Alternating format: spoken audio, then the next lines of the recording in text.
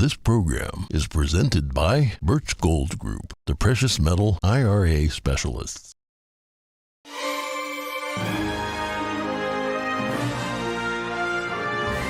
Good morning. In today's headlines, violence breaks out in Mexico as gang members respond to the arrest of drug kingpin El Chapo's son. Frightened airline passengers hunkered down for safety as shooting erupts at an airport. U.S. Special Forces, cyber warfare, and a full naval embargo. Former President Donald Trump publishes a plan to wage war on drug cartels. The battle for the gavel wages on. 20 U.S. House Republicans are standing in the way of Kevin McCarthy becoming Speaker. But what are the reasons?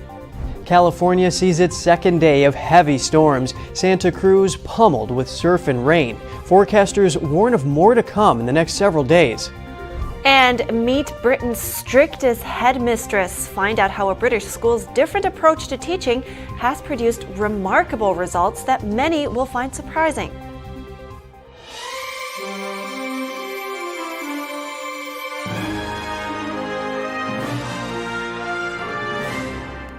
Good morning. Welcome to NTD. I'm Kevin Hogan. Good morning. I'm Evelyn Lee. Today's Friday, January 6th. The massive Pacific storm battered parts of California for a second day yesterday. High winds, torrential rain, and heavy snow kicked out power to tens of thousands of homes. Flash floods, rock slides, and toppled trees disrupted road travel. Coastal properties were pummeled in Santa Cruz. At least one bridge and one pier were severely damaged. Forecasters say the storm was powered by two overlapping phenomena, an airborne stream of dense moisture called an atmospheric river, and a hurricane-force low-pressure system known as a bomb cyclone. Many in the low-lying flats of the city had their homes flooded. Here's what local residents had to say about the storm. Street was basically a river because it's the steep hill flowing down it, and it helped lead to all of this: broken windows and roll down shutters, all kinds of debris, logs. Like I said, a boulder smashed into a house over here. This is quite a significant amount of waves and devastation to the cliffs, but we are so thankful for the sense of people helping people and checking in on each other. There's a house down at the end of the private neighborhood that completely lifted off its foundation and is sitting in the middle of the street, blocking the rest of the neighborhood off. The National Weather Service says more can be expected over the next couple of days. They warned of flash flooding and mudslides in places saturated from repeated downpours. They say the most vulnerable areas are bare hillsides stripped of vegetation from past wildfires. Mexican drug cartel leader Ovidio Guzman was arrested yesterday. He's the son of the jailed kingpin that everyone knows as El Chapo. Now, the Mexican military is dealing with a violent backlash by gang gunmen because of his arrest again. NTD's Daniel Monahan explains. Burned vehicles were scattered on the streets, blocking roads, while heavily armed law enforcement patrolled in pickup trucks. Defense Minister Luis Sandoval told reporters about the arrest of the 32-year-old senior member of the Sinaloa cartel. After controlling the direct aggression against the security forces, Ovidio N. was identified among the members of this criminal group and detained. Sandoval says Guzman was in possession of exclusive weaponry of the Mexican Army and Air Force. The detainee was transferred from the place of his arrest to Mexico City in a Mexican Air Force aircraft. The violence caused passengers to take cover in a plane at Culiacan Airport, while a Mexican Air Force craft was shot at while taxiing at the same airport. An attempt to arrest Guzman 3 years ago ended in humiliation for the government.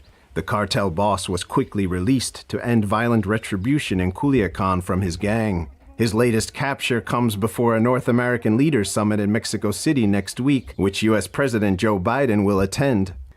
We have advised U.S. citizens in Sinaloa to remain alert for potential violence throughout the state. It is not yet clear whether Ovidio will be extradited to the United States like his father, who is serving a life sentence at Colorado Supermax prison. Joaquin El Chapo Guzman was convicted in New York in 2019 of trafficking billions of dollars of drugs to the United States and conspiring to murder enemies. Daniel Monahan, NTD News.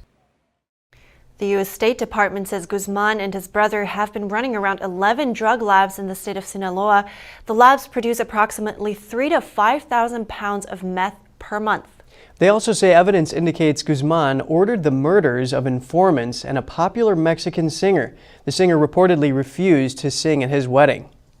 Former President Donald Trump says he will employ U.S. Special Forces and other military assets to inflict maximum damage on cartels crossing the southern border.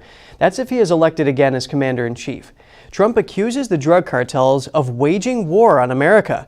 In a video posted on Truth Social, the former president says the time has come for America to wage war on the cartels. Trump pledges to deploy a cyber warfare capabilities and impose a full naval embargo on the cartels to prevent the traffic of illicit drugs to the U.S. Trump's plan would designate major drug cartels as foreign terrorist organizations and cut them off from the global financial system. He's also calling on Congress to impose the death penalty for convicted drug traffickers. President Biden announced yesterday new immigration programs ahead of his visit to the border on Sunday. NTD's Iris Tao has more from the White House. After 2 years in office, President Biden finally is set to visit the border. And I will visit the border myself this Sunday in El Paso to assess border enforcement operations. The announcement comes as Biden announces a new immigration program. The administration will now accept up to 30,000 migrants per month from Nicaragua, Cuba, Haiti, and Venezuela. But these migrants need to find a sponsor here in the U.S. and pass a background check, or else will be swiftly expelled to Mexico. But if your application is denied or you attempt to cross into the United States unlawfully, you will not be allowed to enter. Do not just show up at the border. But an immigration expert told me today that a new program would still subject communities to an influx of illegal immigrants. These people do not qualify for asylum under our laws, and therefore we're going to waste all this money putting them through immigration proceedings, and then they're still going to be living here illegally. Meanwhile, Biden's trip this Sunday comes after 2 years of intense pressure from Republicans. And just a month ago, the trip didn't appear to be on Biden's mind. Why go to a border state and not visit the border? Because there's more important thing going on. And when asked today why now and what took so long, I wanted to make sure that I knew what the outcome, at least the near outcome, was on Title 42 before I went down. I raised that same question today to Homeland Security Secretary Alejandro Mayorkas, but he didn't quite give an answer. One more question, please. Reaction to Biden's trip to the border this weekend, and do you think it's overdue? I'm very much looking forward to joining the president in El Paso this weekend. Thank you. Reporting from the White House, Iris Tao, NTD News. The estate of a U.S. Capitol police officer is suing former President Trump. The officer died from a series of strokes a day after the breach at the Capitol on January 6th. The lawsuit was filed yesterday on behalf of the estate of Officer Brian Sicknick. They are suing for wrongful death and seeking $10 million in damages. They claim Trump incited violence. The lawsuit also accuses Trump of violating Sicknick's civil rights, assault, and negligence. A medical examiner says Sicknick did not suffer any injuries on January 6th and that his death was due to natural causes. He also says the incident at the Capitol likely played a role in his condition. And at the Capitol today, the battle for the gavel wages on. After a 7th to 11th round of voting yesterday, Republican Kevin McCarthy was unable to secure the House Speaker role. A group of 20 Republicans are blocking his ascension. NTD's Jeremy Sandberg has more on their reasons.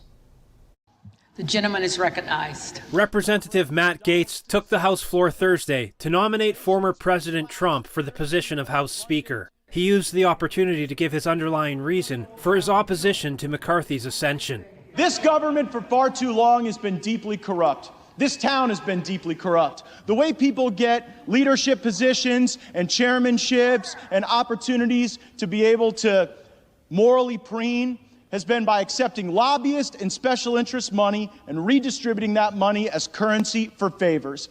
Gaetz says he's not criticizing either political party, but rather how things in Congress have been allowed to go down. If we just go next man up on our side of the aisle, we will reify that corrupt system and we will abandon the people who are expecting us to fight for them. The Florida congressman has been one of McCarthy's most vocal critics, with comments like this. If you want to drain the swamp, you cannot put the biggest alligator in charge of the exercise. Trump only received one vote. The former president is urging House Republicans to get things done and back McCarthy. Gaetz says he's worried if McCarthy gets elected, it will be business as usual. Specific reasons given by Gaetz include being dismissed by McCarthy on term limits, a first-quarter budget balance, and a border plan from the Texas delegation. He says it comes down to trust, and thinks McCarthy is liable to shift in his positions. Representative Lauren Boebert brought up similar issues and says the matter could have been resolved months ago, but McCarthy dismissed them. Border security, for term limits. Just bring the bill to the floor so we can have a vote on term limits. Battle-seasoned military veterans in Congress are growing frustrated with the group of holdouts. But we've asked and we've asked, what is it you want? What do you need? But you have 20 people demanding the unconditional surrender of, including this group of warriors. We will not unconditionally surrender. Tell us what you want. We might surrender if you tell us the terms, but just so you know, we're in the strong position. There's 201 of us and 20 of them. The stalemate has the potential to drag on for months. It essentially hamstrings operations until a speaker is elected. But 20 people are not going to be the majority of this House. McCarthy is confident of victory and says it's not how you start, it's how you finish. The entire conference is going to have to learn how to work together. So it's better that we go through this process right now so we can achieve the things we want to achieve for the American public. McCarthy losing his 11th bid makes it the longest contest for House Speaker in over 160 years. And it's not over yet. Voting resumes Friday at noon. Jeremy Sandberg, NTD News. And now to the University of Idaho murders. Officials released long-awaited court documents on Thursday containing chilling new details about the case. The documents show DNA tests and cell phone data match with the main suspect. 28-year-old Brian Kohberger, the main suspect in the murders of 4 Idaho students, appeared before an Idaho court on Thursday. That's after being extradited from Pennsylvania, where he was arrested last week. The families of victims reportedly attended the hearing too, crying in the first row. Documents released on Thursday show that traces of the suspect's DNA were found on a knife sheath in the home where the victims were killed. However, no weapon was found. The documents explain how investigators matched the DNA. On December 27, 2022, Pennsylvania agents recovered the trash from the Kohberger family residence located in Albrightsville, Pennsylvania. That evidence was sent to the Idaho State Lab for testing. The documents also say that location data from the suspect's cell phone shows he had traveled to the area of the victim's residence at least a dozen times between late June and the night of the killings in November. According to that data, he also returned to the area of the attacks just hours after the students were killed. One of the surviving roommates of the 4 killed students told investigators she heard someone crying in the early morning hours. The documents call the roommate DM and state that she opened her bedroom door after she heard the crying and saw a figure clad in black clothing and a mask that covered the person's mouth and nose walking toward her. DM described the figure as 5'10" or taller, male, not very muscular, but athletically built with bushy eyebrows. The male walked past DM as she stood in a frozen shock phase. An officer later located a car in the area registered to someone whose driver's license information and photograph matched the description of the surviving roommate. That car was registered to Kohberger, which led to law enforcement investigating and ultimately arresting him. The judge reportedly denied bail for the suspect. He has a preliminary hearing scheduled for next Thursday. Reporting by Arian Pazdar, NTD News. And another tragic crime scene, this time in Enoch, Utah. Police say a family of 8 was found dead inside their home. Officials believe Michael Haight killed his wife, his mother-in-law, the couple's 5 children, and then himself. Each appeared to have gunshot wounds. Police were responding to a welfare check on Wednesday. It was called in by concerned family and neighbors. They had not heard from the family for some time. Court records show the suspect's wife filed for divorce 2 weeks before the incident. The victims were members of the Mormon Church. They were well known around town. And still to come, Russian forces have been ordered to observe a ceasefire over the Orthodox Christmas holiday. It's the first unilateral truce since the conflict began. Find out how Ukraine responded. And hospitals in Shanghai are overflowing with patients. Beds line the corridors of the emergency treatment area and main lobby. We have more on that story after the break.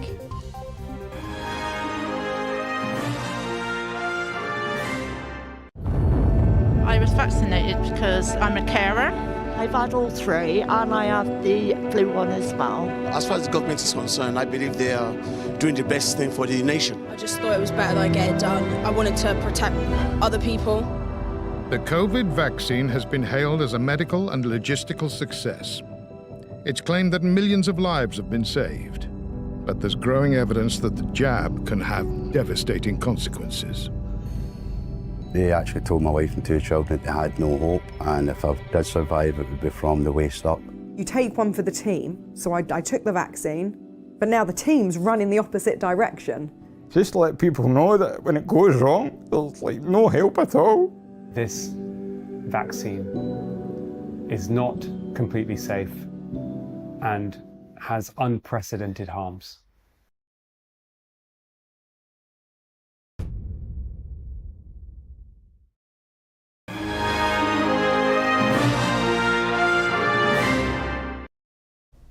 Good to have you back with us. Russian President Vladimir Putin on Thursday ordered a 36-hour ceasefire throughout Ukraine.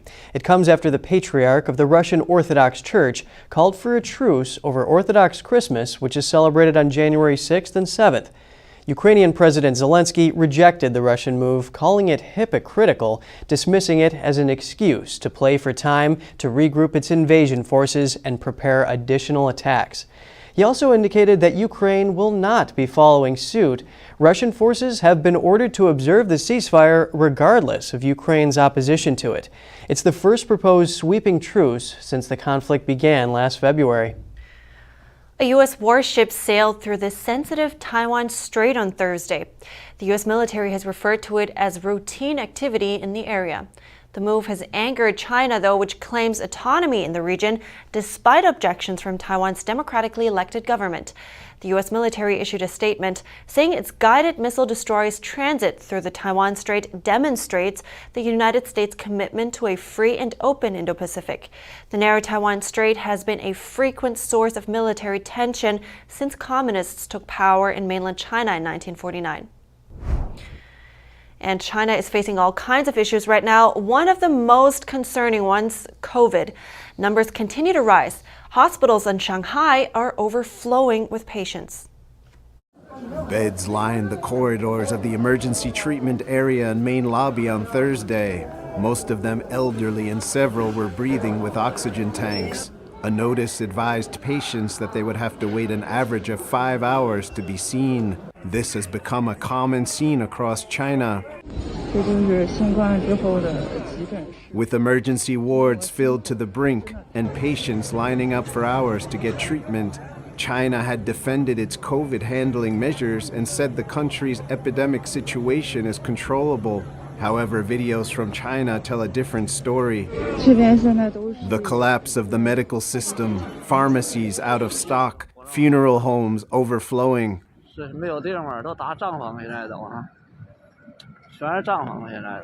The Chinese regime now defines COVID deaths as death by pneumonia and respiratory failure for patients who had the virus. The World Health Organization criticized the regime for underrepresenting the severity of its outbreak and said the definition was too narrow. Disease experts outside China say its approach misses other widely recognized types of fatal COVID complications, from blood clots to heart attacks, sepsis, and kidney failure. An epidemiologist with the University of Hong Kong says at least 1 million COVID-related deaths in China this winter is quite possible. Shi Wenrong reporting, NTD News. And there's one thing that might be worth following closely. While the outbreak is becoming more severe, the Chinese regime is relaxing its travel restrictions. China expects passenger trips during the Lunar New Year to reach 2.1 billion this year, which is double from 2022. And Tesla cut electric car prices in China for the second time in less than 3 months as demand in the world's largest auto market has weakened. The move raises expectations for a wider price war for battery-powered vehicles. Price cuts on Tesla's Model Y and Model 3 series were also initiated in Japan, South Korea, and Australia. The price cuts reportedly come as part of a coordinated effort to help stoke demand for Tesla's output at its Shanghai factory. It's the first major move by Tesla since it appointed its new lead executive for China and Asia to oversee global output and deliveries. Turkish President Tayyip Erdogan yesterday hinted at the possibility of peace talks with Syria. Erdogan said he may meet with Syrian leader Bashar al-Assad as part of a new peace process. It follows a meeting of Turkish and Syrian defense ministers last week, marking the highest level talks between the two adversaries since the Syrian war began in 2011. Erdogan said the next step would be a trilateral meeting of foreign ministers from Turkey, Russia, and Syria to further develop contacts. Turkey has backed Syria's opposition for more than a decade of war, while Russia has backed the Syrian government. And coming up, a rare sighting captured on video. A group of whale watchers in Southern California witnessed the birth of a gray whale. And we take a look at a British school's different approach to teaching and meet the school's headmistress, who's been referred to as Britain's strictest. Find out more after the break.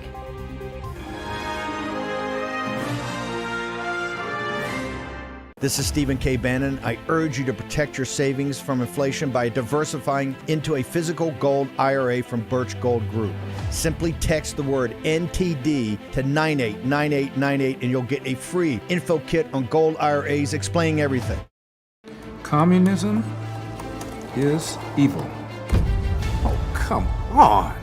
Listen, if you're as tired of the censorship as I am, I've actually got good news for you. Check out epictv.com. It's a brand new censorship-free video platform where you can find not only my show, but other deep documentaries, great programs, and honest movies that bring you the news without all the spin and the fake narratives. So, I'll see you there. By donating an old card to NTD, you'll be supporting real news and free speech. We pick up free and provide documents for tax deduction, making your life easier. Donate your card now, call 833-33-NTD-TV.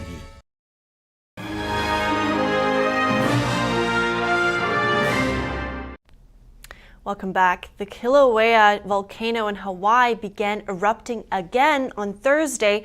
The Hawaiian Volcano Observatory says a glow was detected in the summit, producing smog that is confined in the Hawaii Volcanoes National Park. The volcano alert level was raised to red after an evaluation of the eruption. It could produce a volcanic smog known as VOG, which has been observed downwind of Kilauea. VOG has the potential to generate airborne health hazards for residents and visitors. The Kilauea volcano has been erupting since 2021. A new year and new life. A group of whale watchers in Southern California witnessed a gray whale giving birth. The rare sighting was captured on video. NTD's Eileen Ng has the story. During a boat tour in Dana Point on Monday, the crew on Captain Dave's Dana Point dolphin and whale watching safari spotted blood on the water. Usually it means something predatory, but in this case, it was a newborn whale. The crew captured on video the gray whale calf learning how to swim and bond with its mother. She also brought her baby to the boat to say hello. In a statement to NTD, Captain Dave Anderson said, "As far as I know, no one has filmed a gray whale giving birth or even seen it before. We were right there when it happened." According to their press release, gray whales usually give birth in Baja California's lagoons, where it's safe and warm for calves who have not yet built up a thick layer of blubber. But sometimes, calves are born during the migration. Newborn calves are about 15 feet long and will gain 50 pounds a day. The mother can lose up to 30% of their body weight during nursing. Adult gray whales are about 40 to 50 feet long and weigh 30 to 40 tons. Gray whales swim 10,000 to 12,000 miles round trip during their migration along the west coast between the seas near Alaska to Baja California. Fascinating. A head teacher in the UK has made it her mission to reintroduce traditional values at her school. The result? Not only are the students performing better, but the approach also boosted their happiness and confidence. Here's NTD's Costa Jimenez to tell us about Britain's strictest headmistress and the methods she employs. Michaela Community School in Wembley, near London, was founded in 2014. The school's main focus is on traditional values and traditional discipline. Its founder, Catherine Birbelsing, is proud of the school's success. I get private school heads who come here, principals who come and say, my goodness, your kids are so much nicer than our own kids, right? And so how do we teach them to be like that? I mean, compassion is one of the values that we want our children to have. The school topped the GCSE Progress 8 scores in 2022. The score measures how much progress each student has made through their secondary schooling. We have a motto, which is work hard, be kind. And we want them to work hard and really value the work. And then we also want them to be kind, decent people. We also teach them gratitude, always being grateful for what you have, because you'll always have more than somebody else. And even though you might have little, be grateful, not to be entitled. I think those values empower children to be really strong and be able to jump over obstacles. If instead you indulge them in victimhood and give them a sense of entitlement, then they just sit around complaining, well, life is really hard for me. And it could be for whatever. It could be because I'm black. It could be because I'm poor. It could be because my dad left when I was little. Whatever the reason might be, they will latch onto that. It also makes them happier and more confident. Right from the get-go, the school has faced a lot of adversity.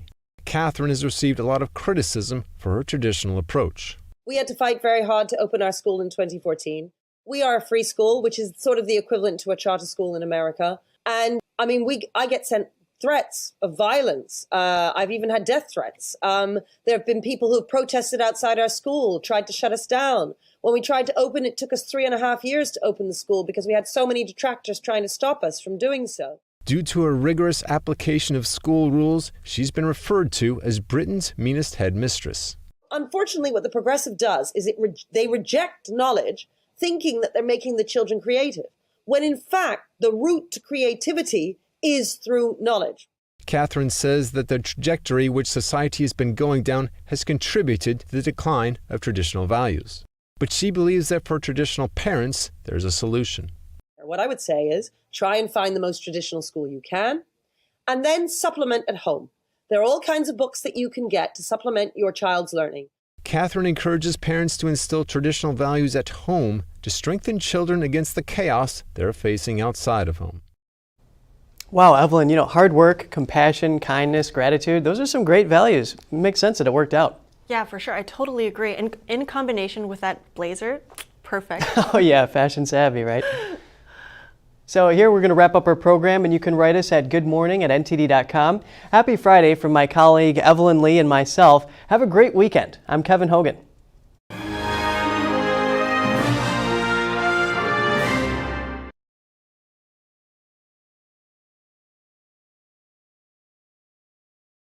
Thanks for watching us on YouTube. Did you know YouTube only keeps selective videos on its platform? So if you want to make sure you get the full picture, just subscribe to our newsletter. Go to newsletter.ntd.com and sign up. It's free.